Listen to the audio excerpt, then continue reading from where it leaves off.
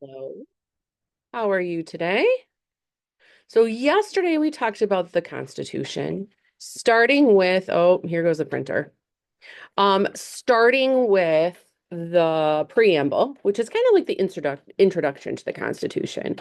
And we said that the Constitution is kind of an outline of how our government should be run and some rules. And even though we've added things to it, it's been mostly the same, especially the preamble has been exactly the same since it was written in 1778.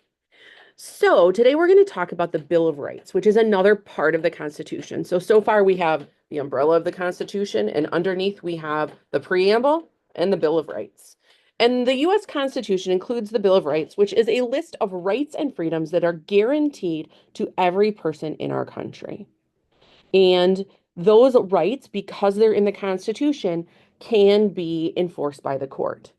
So freedom of speech is one of them. If I feel like as a US citizen, my freedom of speech is is not being allowed, I am not being able to say what I need to say publicly and freely, then I can go to the court and a judge or a jury can help decide.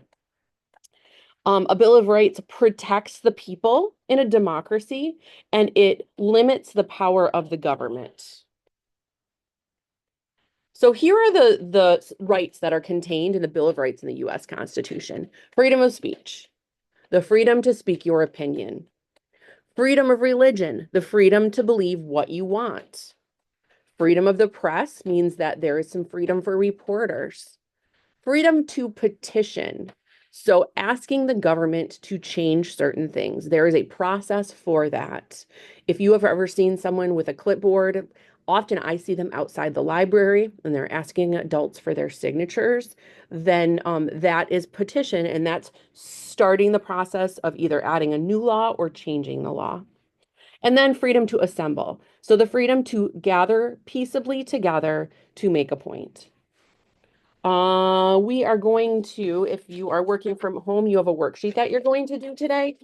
The information on the top is what we just talked about. So you're going to look at these freedoms and you are going to read the little paragraphs and you're going to write which freedom is being referred to or is happening in that little paragraph.